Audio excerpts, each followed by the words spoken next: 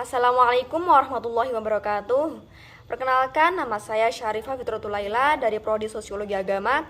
Di sini untuk memenuhi tugas ujian akhir semester dalam mata kuliah Fikih Muamalah, saya akan mereview materi-materi yang sudah kita bahas selama satu semester ini. Di sini ada 14 subbab. Langsung saja memasuki subbab yang pertama. Langsung saja mengenai subbab yang pertama, yaitu fikih, pengertian fikih muamalah.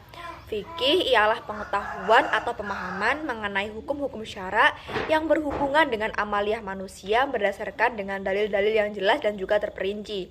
Sedangkan muamalah secara bahasa berasal dari kata muamalah yang artinya saling bertindak, saling berbuat, dan juga saling mengamalkan. Sedangkan dalam arti luas, muamalah dapat didefinisikan sebagai aturan-aturan Allah untuk mengatur manusia dalam kaitannya dengan urusan duniawi, dalam pergaulan sosial atau dalam kehidupan sehari-hari. Jadi, fikih muamalah dapat diartikan sebagai hukum syariat yang berkaitan dengan transaksi manusia mengenai jual beli, gadai, perdagangan, pertanian, sewa menyewa, hibah, bahkan juga dengan hadiah.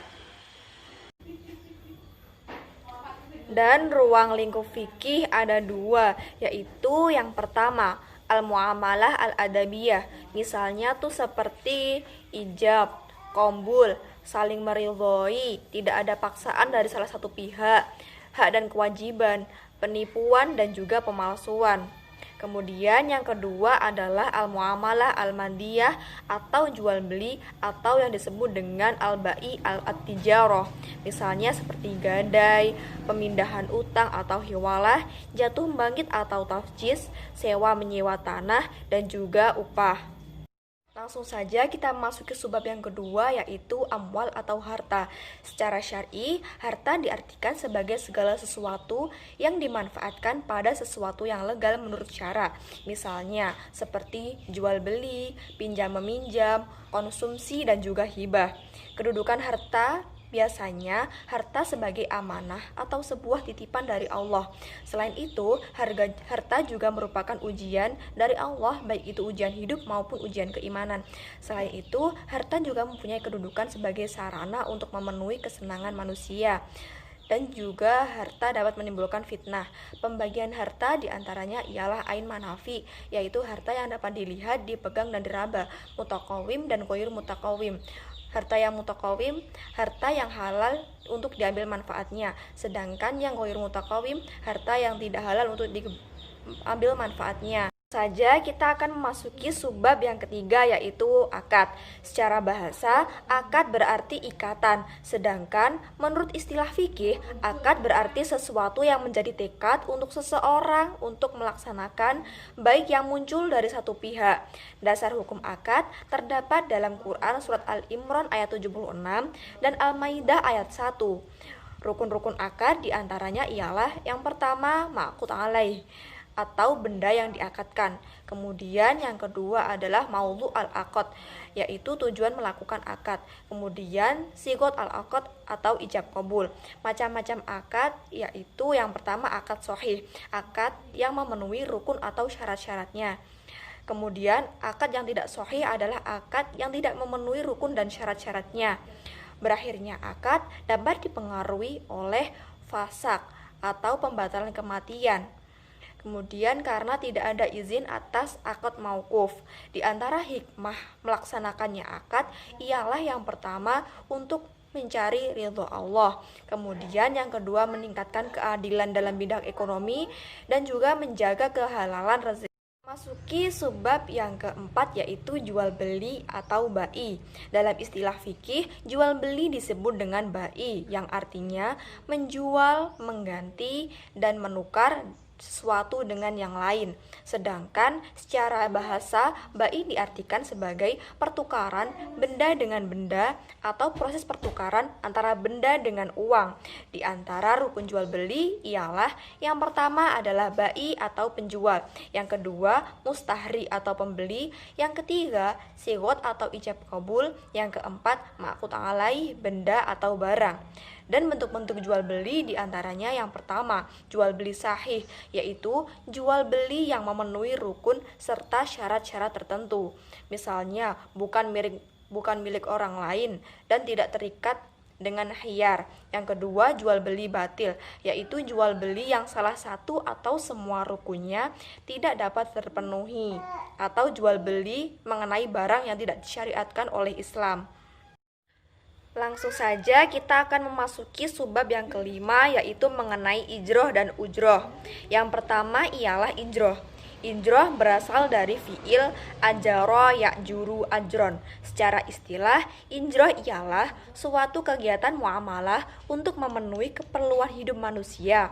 Misalnya seperti sewa menyewa, kontrak, dan juga lain-lain sebagainya. Dasar hukum ijroh terdapat dalam Quran Surat At-Tolak ayat 6 dan Al-Qasas ayat 26. Di antara rukun ijroh ialah yang pertama, dua orang yang berakad, yang kedua sigot atau ijab kabul, yang ketiga ujroh atau uang sewa atau upah, dan juga manfaat.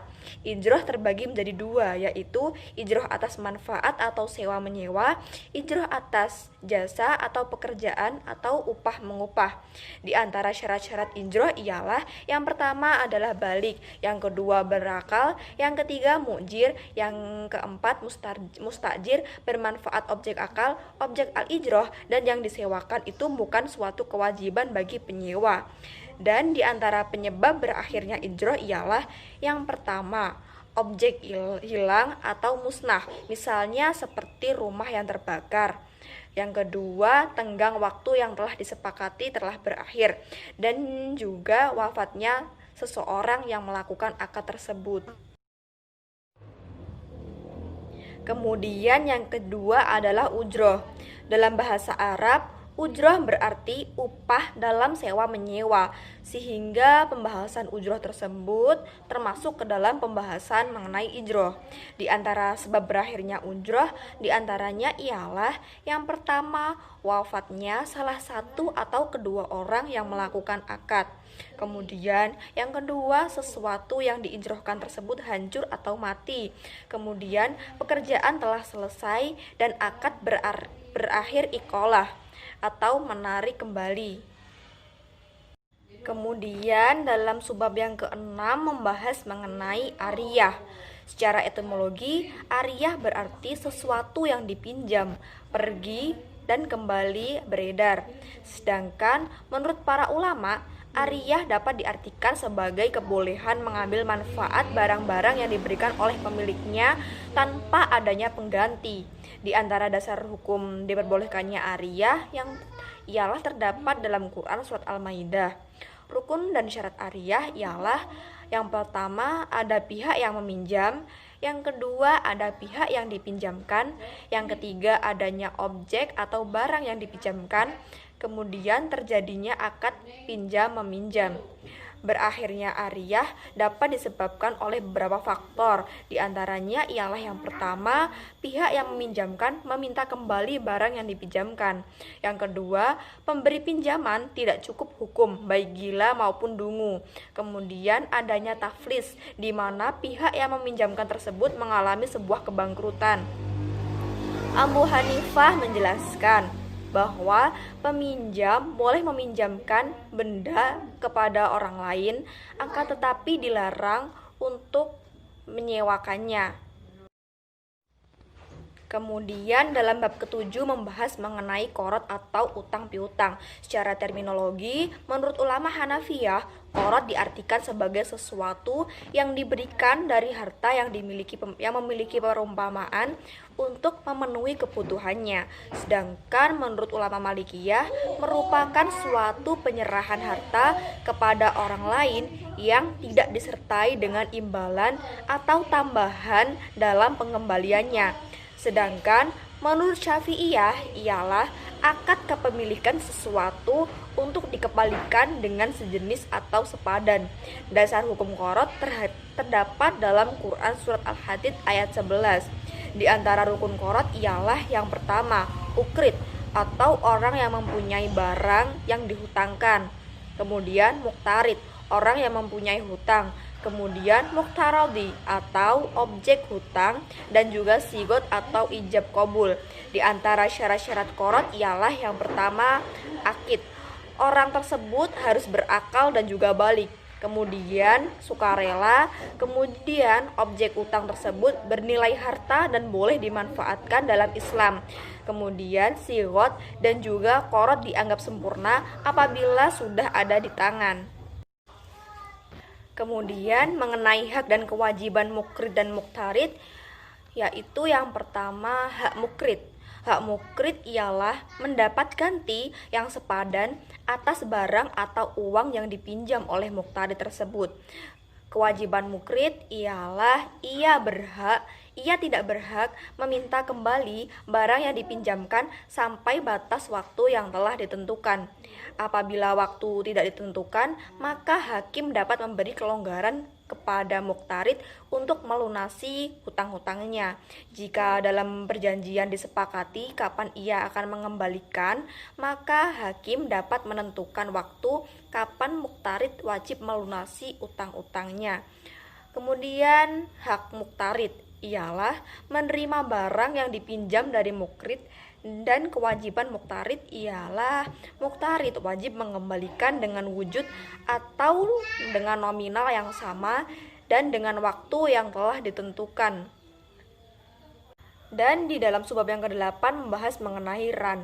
Secara bahasa, ran berarti al-subut wa al-dawam, yang artinya kekal. Sedangkan secara istilah, ran berarti menjadikan barang untuk dimiliki nilai harta dalam pandangan syara untuk kepercayaan utang. Dasar hukum ran tersebut terdapat dalam Quran Surat Al-Baqarah ayat 283. Dan di antara syarat-syarat ran ialah yang pertama adalah berakal, yang kedua balik, dan yang ketiga orang yang melakukan penggadaian ada saat akad tersebut dilaksanakan. Dan rukun-rukun ran ialah yang pertama pelaku akad dan murtahin, yang kedua objek akad, dan yang ketiga sigot atau ijab qabul. Perbedaan ran dan gadai ialah apabila gadai hanya semata-mata mencari keuntungan belaka, akan tetapi jika ran merupakan suatu tindakan tolong-menolong. Di antara manfaat ran ialah penerima gadai dapat mengambil hasilnya sesuai dengan biaya pemeliharaan. Misalnya, kendaraan atau hewan dapat diambil manfaatnya. Dalam subbab yang ke-9 yaitu menjelaskan mengenai syirkah. Secara bahasa, syirkah berarti al-ihtilat, yaitu percampuran atau persekutuan dua hal atau lebih. Sedangkan secara istilah fikih, syirkah diartikan sebagai persekutuan ataupun perkongsian antara dua orang atau lebih untuk melakukan usaha bersama-sama dengan tujuan memperoleh suatu keuntungan. Dasar hukum syirkah terdapat dalam Quran Surat Sad ayat 24. Di antara rukun syirkah ialah kedua belah pihak yang akan berakad atau akidani, objek akad atau ma'qud alaih, akad atau sigot. Di antara syarat syirkah ialah kalimat lafaz hendaknya mengandung arti izin untuk menjalankan barang persyarikatan. Syarat menjadi anggota perserikatan yaitu berakal balik dan juga merdeka. Syarat dari modal perkongsian, modal hendaknya berupa uang atau barang yang dapat ditakar. Macam-macam syirkah diantaranya ialah syirkah milk, yaitu perkongsian antara dua atau lebih terhadap sesuatu dengan tidak adanya kontrak atau perjanjian. Yang kedua syarat ukut, syirkah ukut, yaitu perkongsian yang terjadi melalui akad atau perjanjian. Dan subbab yang ke-10 menjelaskan mengenai muzaroah, muhabarah, musyakoh beserta ruang lingkupnya. Secara bahasa, muzaroah berasal dari kata zaroah yang artinya menanam atau bertani. Sedangkan secara istilah, muzaroah yaitu paruan sawah atau ladang seperdua, sepertiga, atau lebih ataupun kurang. Jadi, dapat disimpulkan bahwa yang dimaksud dengan muzaroah ialah akad kerjasama dalam pengolahan pertanian maupun perkebunan antara pemilik tanah dan penggarap dengan pembagian hasil sesuai dengan kesepakatan kedua belah pihak. Rukun muzaroah diantaranya ialah adanya pemilik tanah, adanya petani atau penggarap, benih dan lahan dari pemilik, adanya kesepakatan antara kedua belah pihak, dan juga ganti modal dari penggarap yang berasal dari hasil atau untung pengerjaan lahan. Syarat muzaroah yaitu akidain harus berakal, adanya penentuan tanaman yang akan ditanam, perolehan hasil harus ditentukan jumlahnya, dan hasil adalah milik bersama, lokasi dan batas-batas jelas, dan juga alat-alat dalam bercocok tanam. Muzaroah tidak sah apabila bagian pemilik lahan dan penggarap tidak disebutkan dengan jelas. Kemudian, muhabaroh. Muhabaroh merupakan pengerjaan tanah milik orang lain dengan imbalan sebagai hasilnya sesuai dengan kesepakatan.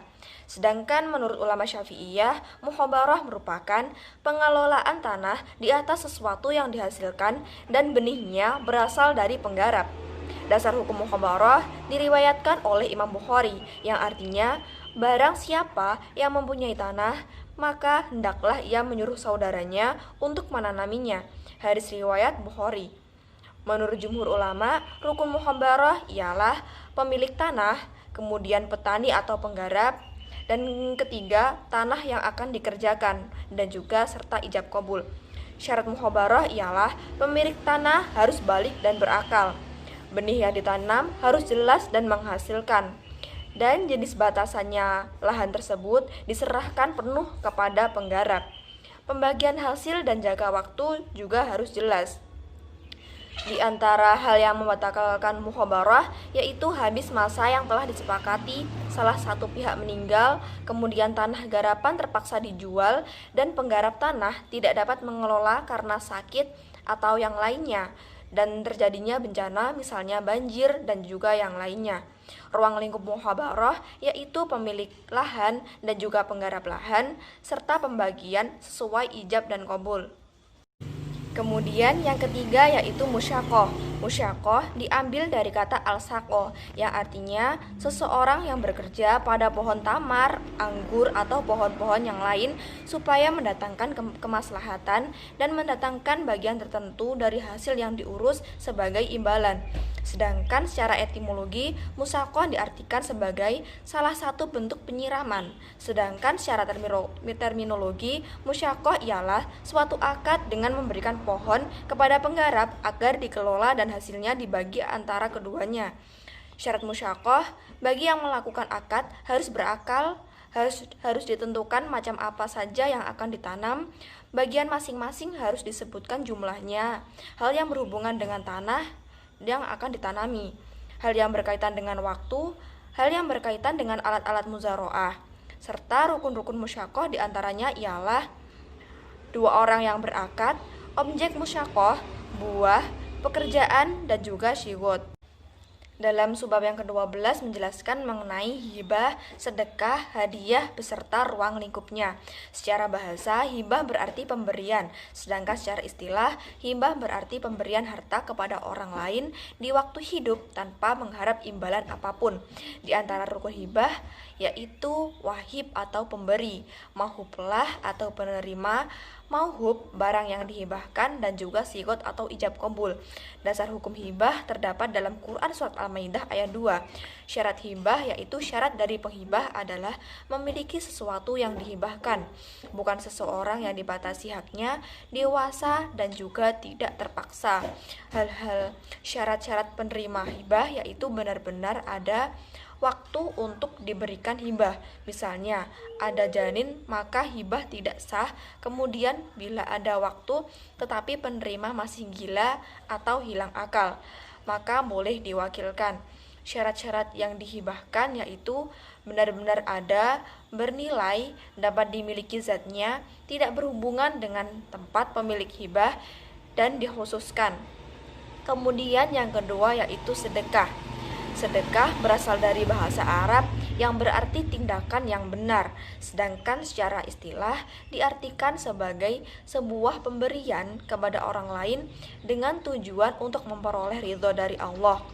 Dasar hukum sedekah terdapat dalam Quran surat Al-Imran. Hukum sedekah ada 4, yaitu wajib, sunnah, makruh, dan juga haram. Macam-macam sedekah yaitu sedekah harta, sedekah tenaga dan juga pikiran, sedekah ilmu, sedekah amal kebaikan. Di antara rukun sedekah yaitu pihak yang memberi sedekah, kemudian yang disedekahi, dan barang yang disedekahkan. Di antara syarat sedekah yaitu pemberi sedekah memiliki benda tersebut. Pihak yang disedekahi berhak memiliki barang tersebut, dan barang yang disedekahkan merupakan barang yang dapat dijual. Dan penyebab hilangnya pahala sedekah ialah mengungkit-ungkit sedekah kepada orang lain, kemudian menyinggung hati orang yang menerima sedekah tersebut, dan juga riya. Manfaat sedekah yaitu yang pertama, untuk membantu meringankan beban orang lain, kemudian memperkuat tali persaudaraan, dan lain sebagainya. Kemudian yang ketiga yaitu hadiah. Hadiah merupakan pemberian sesuatu kepada seseorang dengan maksud untuk memuliakan. Di antara rukun hadiah yaitu orang yang memberikan hadiah, orang yang menerima hadiah, dan juga ijab qabul. Dan ada barang yang diberikan. Dan dalam subbab yang ke-13 yaitu menjelaskan mengenai riba dan ruang lingkupnya. Secara bahasa, riba berarti tambahan, sedangkan secara istilah, riba berarti tambahan tanpa imbalan yang terjadi karena penangguhan dalam pembayaran yang dijanjikan sebelumnya. Macam-macam riba diantaranya yaitu ada riba piutang, utang piutang. Terbagi menjadi dua, yaitu riba qard, yaitu suatu manfaat atau tingkat kelebihan tertentu yang diisyaratkan kepada yang berhutang. Kemudian ada riba jahiliyah, yaitu riba yang harus dibayar lebih dari pokoknya karena si penghutang tidak mampu membayar utang pada waktu yang telah ditetapkan. Kemudian riba jual beli dibagi menjadi dua, yaitu riba fadl, yaitu pertukaran antara barang sejenis dengan takaran atau kadar yang berbeda. Yang kedua, riba nasiah, yaitu penyerahan atau penerimaan barang riba yang satu dengan riba yang lainnya.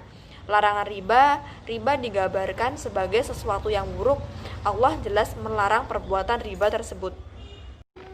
Kemudian memasuki subbab yang terakhir yaitu munakohat dan segala ruang lingkupnya. Nikah berasal dari bahasa Arab, yaitu masdar dari nakaha yang berarti menggabungkan. Sedangkan secara syara, nikah berarti suatu akad yang menghalalkan pergaulan antara seorang laki-laki dan perempuan yang bukan muhrim dan menimbulkan hak dan kewajiban antara keduanya. Sedangkan dasar hukum nikah terdapat dalam Quran Surat Al-Dzariyah ayat 49 dan Quran Surat An-Nisa ayat 3 serta Quran Surat An-Nur ayat 32. Hukum nikah bermacam-macam, ada kalanya jaiz, sunnah, wajib, makruh, bahkan juga haram. Persiapan dalam pernikahan yaitu yang pertama khitbah atau meminang. Kedua, sesuai dengan mahram, prinsip kafaah dalam pernikahan, khutbah, nikah, mahar, dan juga walimah. Syarat pengantin laki-laki yaitu bukan laki-laki yang memiliki 4 orang istri. Tidak ada hubungan masyarah mertua dengan calon istri, bukan mahram bagi calon suami. Laki-laki tidak menghimpun 2 orang wanita bersaudara sekaligus, bukan dalam keadaan ihram atau haji dan umroh, tidak dipaksa atau terpaksa. Islam apabila menikah dengan wanita Islam. Syarat wanita perempuan yaitu tidak ada ikatan perkawinan dengan orang lain, bukan perempuan dalam masa iddah, antara laki-laki dan perempuan bukan muhrim, tidak dalam keadaan ihram atau haji dan juga umrah, dan juga bukan merupakan perempuan yang musyrik, dan juga bukan dalam hubungan masyarah dengan calon suami. Sedangkan wali nikah ada 2, yaitu wali nasab dan juga wali hakim. Pernikahan yang dilarang diantaranya yaitu nikah mut'ah, nikah siwar, muhalil, nikah antar agama, dan juga nikah khodan. Kemudian hikmah perkawinan bagi yang menjalankannya yaitu untuk melestarikan keturunan, untuk menenteramkan jiwa dan raga, serta menghindarkan dari perbuatan yang tercela atau maksiat, meningkatkan produktivitas, meringankan beban, serta menambah kesempurnaan hidup dan juga ketaatan dalam menjalankan segala perintah agama.